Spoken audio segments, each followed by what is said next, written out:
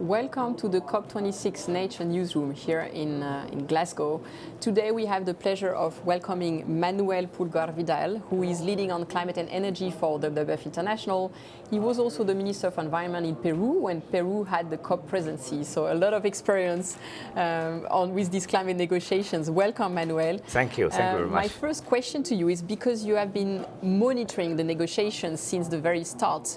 Can you tell us about the progress so far? Any positive news in terms of what has been achieved here in Glasgow? Yeah, there are many things. Look, I think it was yesterday that we got the first draft of what it is called the overarching decision. And I think that the positive side of that draft, it is that it is a comprehensive text. So it is including most of the topics that we expected it would be included, what it is good. Also, I think that it is a text that it is basing a recognition that we are not yet already closed the gap, so that is a second good element of the text.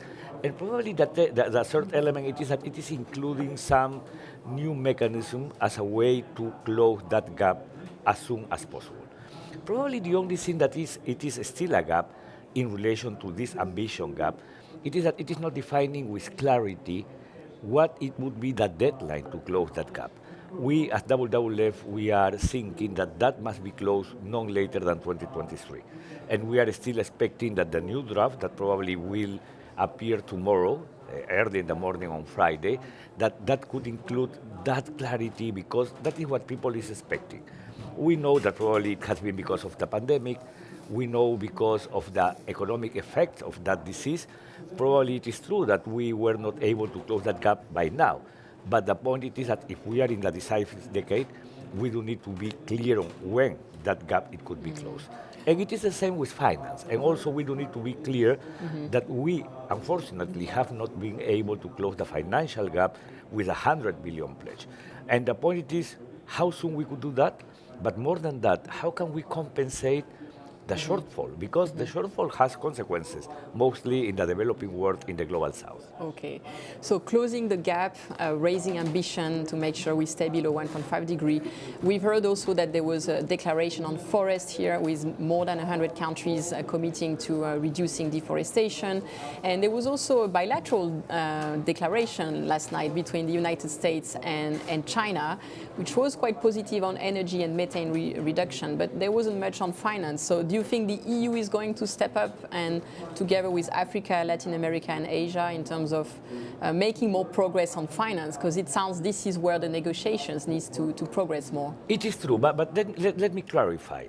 We have heard good announcements in different topics. You have referred to some of those. Forest, it is one of those. Cities, it is some other. So many different topics.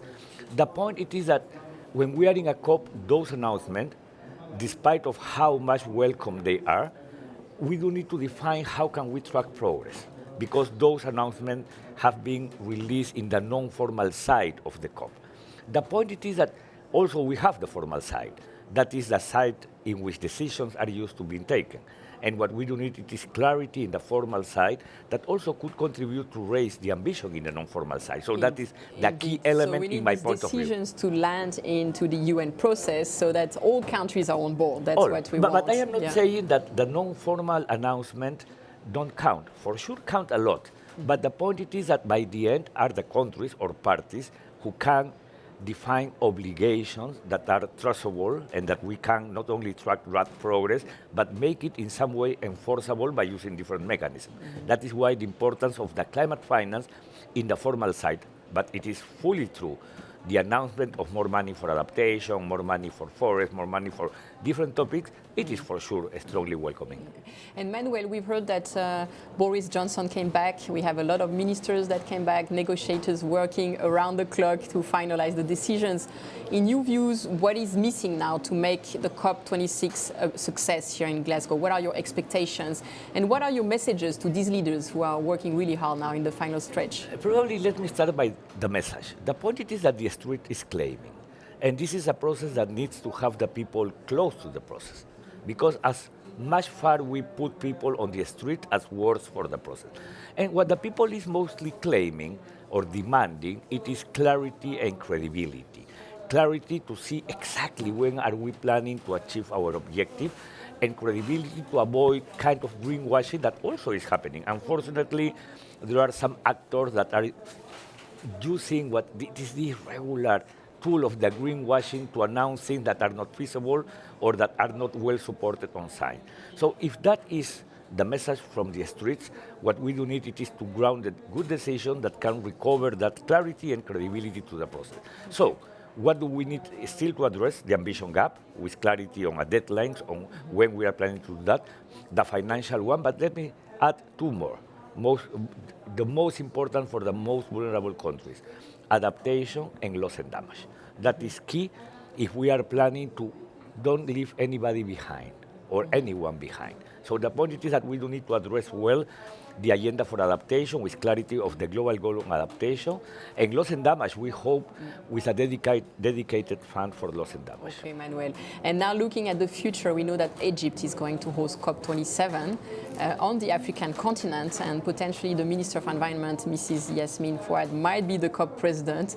Do you think that Egypt is going to put nature at the heart of COP27? We hope so. Remember that Egypt used to be the president of the Convention on Biological Diversity COP14 in 2018. Now it is China. So, and also it was Yasmin Fouad who used to be the president. So based on that, we hope that Yasmin, if she would be the president, could combine our nature expectation with our climate expectation. That is the first. But the second, Elise, it is clear that there is a trend. There is a trend towards convergence. Let's see what happened in the G7 communique or statement. It was an amazing piece. It was an amazing piece that recognized how can we address this intertwined crisis in between climate and nature. And also it was fantastic to have them recognizing nature-based solutions as a key element to address convergence between convergence. Climate, it is a trend that is emerging. And not only in this communique, but also in the vision. And that is something that I like what it is happening. We have clarity on the net zero. For sure, we do need to keep to giving more clear content to what does it mean net zero to avoid the greenwashing. That is true. But we have clarity that we are expecting to be net zero by 2050. But on the other side of the same coin, we are developing the concept of nature positive. Nature positive. The point is that we do need still to continue working in giving more clarity on what does it mean nature positive. But it is good that we are starting to develop a clear vision that can be aligned with the net zero, and with the two sides of the same coin, we can address both crises and also move our objectives towards the Sustainable Development Goals. So that connection, it is something important. Last word, Manuel, for the people who are watching us, what would you tell them? What can they do at the local level as individuals? What can cities do as well? What can communities do just to make it very real and down to earth if we are thinking global and acting local? What is your message to them? For cities, it is clear. I think that cities have a strong role to fulfill, because if we have this ambition gap, probably what we do need it is to have cities or subnational government defining their own climate plans that can help to cover that gap. So it is not just about pledges, but also it is about a political intervention to being to have them having a more political role to close that gap. In relation to citizens, I am used to saying three things. To have them being activists, we don't need to have people being activists. For me, that is key. Second, to exercise by themselves a behavioral change in relation to energy, waste, and all of those topics. And third, to be actors to transmit the message. I am referring so we'll finish on this to positive youth mostly. message. Yeah. Be the change you want to see in the world, and let's hope this is happening now for a nature positive future. Thank you so much, Manuel. Thank you, Elise.